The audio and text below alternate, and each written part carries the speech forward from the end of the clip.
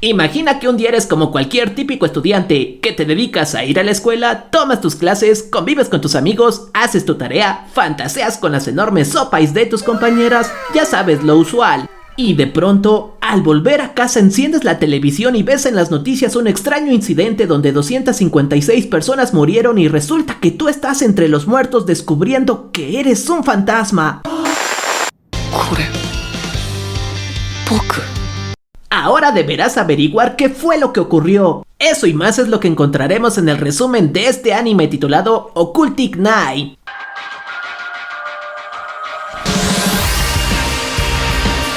Nuestro protagonista es este chico llamado Yuta Gamon. Él pasa su tiempo libre en una cafetería dirigiendo un blog de ocultismo que recopila información sobre fenómenos paranormales junto a una amiga llamada Ryoka. Pero como no han recibido muchas visitas últimamente, intentan buscar nuevos integrantes. Se enteran que en su instituto hay una famosa loli que se dedica a leer la fortuna de las personas. Su nombre es Miyu.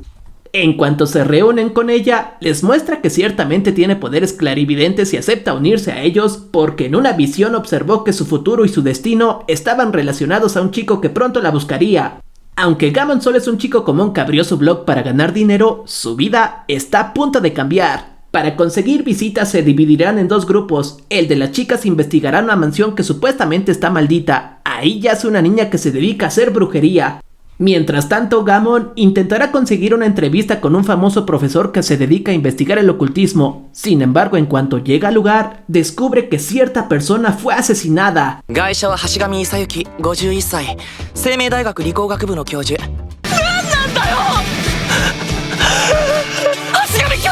Por estar en el lugar equivocado sabe que si lo encuentran con el cuerpo podrían culparlo. Entra en pánico hasta que escucha una misteriosa voz proveniente de un radio que le dice cómo escapar, no sin antes darle una instrucción de arrancar uno de los dientes de la víctima, que resulta ser una llave que por ahora desconoce qué es lo que abrirá.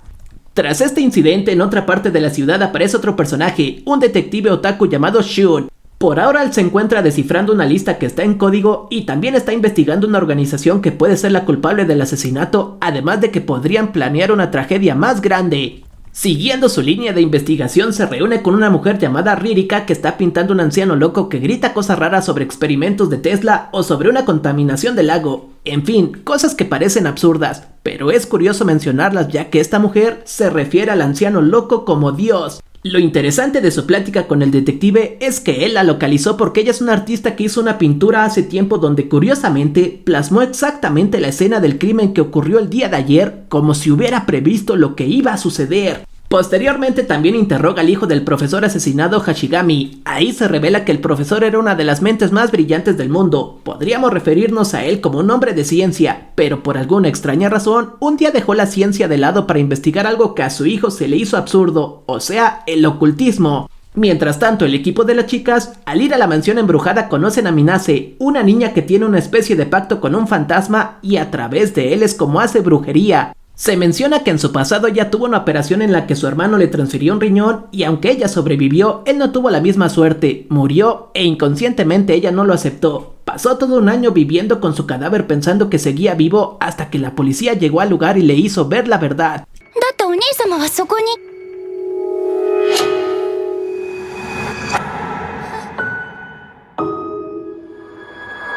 Cabe mencionar que aunque en ese momento no se revela el fantasma con quien tiene el pacto, en realidad es su hermano. Esta noticia junto al asesinato del profesor se encarga de cubrirla una reportera llamada Touko. Por otro lado, regresando a nuestro protagonista Gamon, él se encuentra buscando desesperadamente para qué es la llave que encontró hasta que recibe una misteriosa llamada telefónica donde al contestar se aparece ante él un demonio que lo ataca.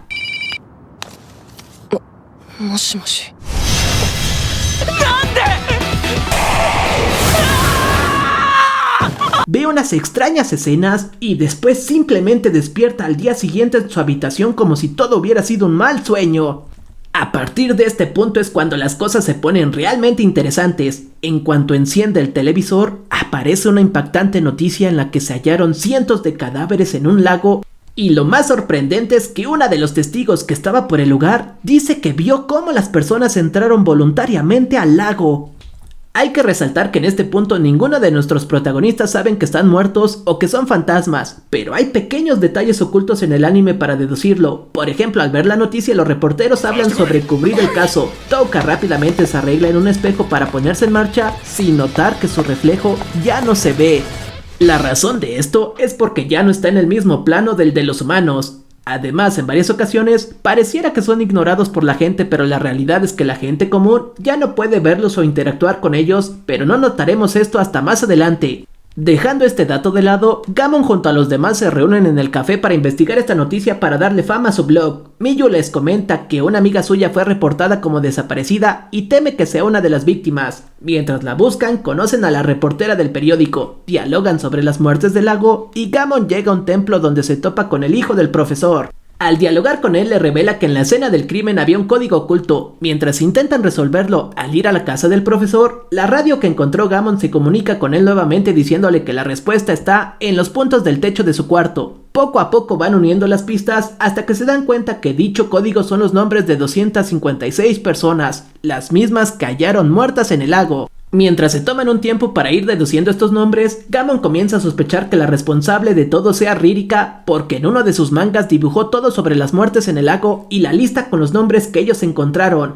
En otra parte de la ciudad, ella vuelve a aparecer dialogando con un niño sobre algo llamado Kotoribako. La Kotoribako podría decirse que es una caja diseñada para matar mediante maldiciones en la que se colocan órganos y sangre de personas. Creen que si realmente existe este objeto en Japón, eso causó la muerte de las personas. Al buscarla en un inicio sospechaban que la niña de la mansión por tener un pacto con un fantasma era la responsable, aunque al reunirse ella les prueba que no está involucrada y les dice que el culpable puede estar en cierto templo. Al acudir a ese lugar, se encuentran con un niño psicópata que mató a la amiga de Miyu para hacer su caja, todo con la finalidad de volverse uno de los elegidos. Aquel niño comenta algo importante sobre que existen fantasmas visibles e invisibles.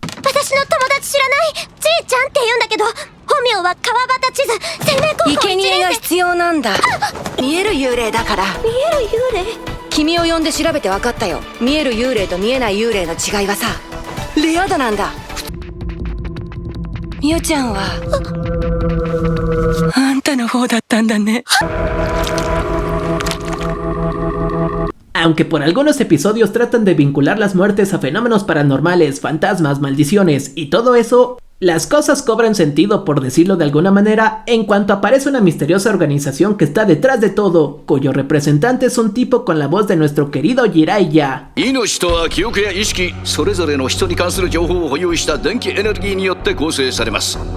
En resumidas cuentas, él explica que la vida infinita es posible. La vida es memoria o conciencia constituida por la energía eléctrica que tiene información de cada persona. Cuando una persona deja su cuerpo físico, se conoce como un cuerpo astral, habitando otro plano dimensional.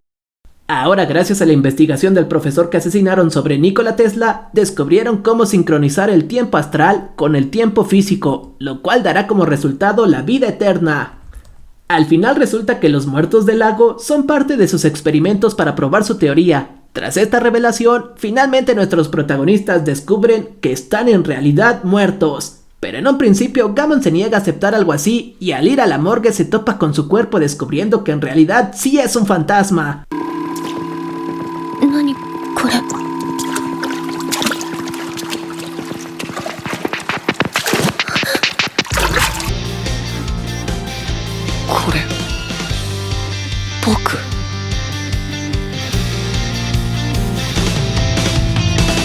Por la dificultad o gravedad que tiene este caso, llega Asuna, un agente del FBI capaz de usar psicometría, es decir, ella es capaz de ver los recuerdos almacenados por un objeto tocándolo. Recopila la información que su compañero, el detective que conocimos al inicio de la serie, había hallado hasta ahora y promete dar con su asesino. Mientras tanto, aquel detective, a pesar de que ya está muerto, aún sigue con su investigación. Se reúne con el fantasma de Aria mencionando que el tiempo se mide distinto en este plano y además mencionan un material llamado Scandium. Asuna se dirige a la morgue donde están todos los cuerpos y ahí sorprendentemente es capaz de ver a Gamon. Sin poder creer que está muerto, Gamon decaído se marcha a su hogar recordando a su padre, un hombre alegre que tenía una estación de radio que transmitía día con día hasta que en cierto hecho fue asesinado. Asuna se dedica a seguirlo para hablar con él porque de acuerdo a la investigación de su compañero, hay una organización llamada 8 Dioses que podría estar detrás de las muertes del lago, de la muerte de su padre y de la muerte del profesor. Para no hacer muy complicadas las cosas, digamos que tras varias pistas deducen que el plan de este grupo es venderle a la gente la idea de la vida eterna, pero en realidad los controlarán mentalmente con Scandium a través de señales de radio y ondas electromagnéticas. Se menciona que el Scandium es un material raro que se usa para estabilizar el voltaje en un acumulador. Al usarlo en humanos, supuestamente se crea una reacción electromagnética astral. De acuerdo a una teoría de Tesla, las ondas electromagnéticas de un fantasma pueden sincronizarse con nuestro plano o, en otras palabras, con nuestra realidad, lo cual da como resultado el poder vivir eternamente sin un cuerpo físico. Por más extraño o confuso que pueda sonar todo esto, las cosas pierden más el sentido porque entra un nuevo concepto: el detective buscará la forma de viajar en el tiempo. Gammon, cansado de todo, ya no quiere seguir adelante. Él no pidió ser involucrado en nada de esto. Cuando estaba a punto de rendirse, su amiga Ryoka decide visitarlo, pero al hablar con él, se comporta de forma distinta ya que decide ser honesta y le revela que ella es en realidad la hija de Tesla, Evelyn Narusawa Tesla. Resulta que aquella voz que escuchaba en la radio era en realidad ella. Quería que descubriera los secretos de la organización. Como hija de Tesla, tiene en su poder un objeto único, la pistola Wondercliff, que sirve para recargar las ondas electromagnéticas de un cuerpo astral. Al parecer, las ondas de un fantasma pueden agotarse, es decir, si Gammon y los demás permanecen mucho tiempo en este estado, pueden desaparecer. La hija de Tesla pertenecía a esta organización, pero escapó en cuanto vio que planeaban usar el Scandium para controlar a las personas. Por último, la hija de Tesla les cuenta que pueden ver a las personas vivas porque en el experimento se sincronizaron sus ondas electromagnéticas con este plano astral. Además, si bien pueden ver a las personas, no pueden tocarlas porque son fantasmas y no poseen un cuerpo físico. Para su mala suerte, como ella ha estado recargando las ondas de Gammon, la organización nota que uno de sus sujetos de pruebas está fuera de su control, así que deciden intervenir. En el café donde se reunían para recopilar información, el sujeto que los atendía revela ser parte de la organización. Su trabajo consistía en vigilar estos experimentos, además de que trabajó junto al padre de Gammon y el profesor. Cuando ya no le fueron útiles, los asesinó, y ya que sus hijos han averiguado más de la cuenta, no les sirven para el experimento, así que decide eliminarlos purificándolos. En medio de esta difícil situación, gracias a que Evelyn usa el cañón en Gammon, sus ondas se materializan hasta el 300% como si por un momento adquiriera un cuerpo físico. Golpea a su enemigo y escapan. Tras todo esto siguen investigando hasta que descubren algo fundamental sobre el flujo del tiempo. Como fantasmas, un día equivale a un minuto en el mundo real. Con esta información, el hijo del profesor junto al detective hacen una teoría sobre que su tiempo como espíritus básicamente está fluyendo como un caucho estirado. Si lo regresan a su forma original, puede que regresen al tiempo cuando aún estaban vivos. Hasta ahora han pasado 8 días desde su muerte, que en tiempo humano significan 8 minutos. El tiempo límite en el que una persona puede tener una reanimación después de que el sistema cardiovascular cesa es de 9 minutos, así que tienen un minuto o un día como fantasmas para regresar. Lo desafortunado de todo esto es que si regresan ahora no serán capaces de evitar el control mental de la organización. La única forma de detenerlos es destruir sus torres con las que emiten las frecuencias, lo cual solo será posible si alguien se queda y utiliza la pistola de Evelyn junto a la radio de Gammon que heredó de su padre porque contiene una bobina especial creada por Tesla. Básicamente su plan consiste en crear una gran onda o frecuencia electromagnética que destruya a las de las torres. Al final Gammon decide tomar esta responsabilidad sacrificándose por los demás.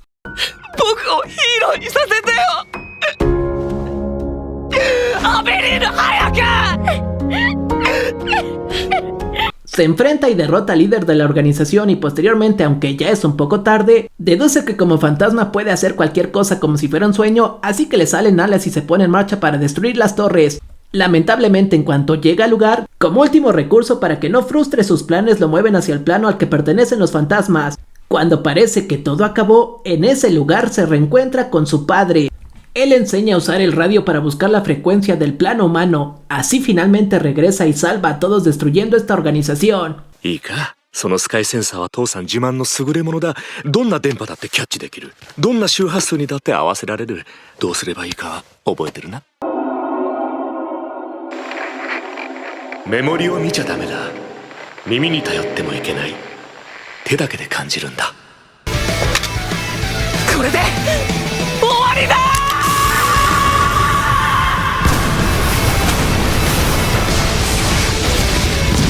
Al final podemos ver que aunque él es el único que no regresó a la vida, sus amigos se dan cuenta que aunque no pueden verlo, él en realidad está ahí, porque a través de su blog y de las ondas sigue comunicándose, así que esperarán el día en que puedan volver a verlo.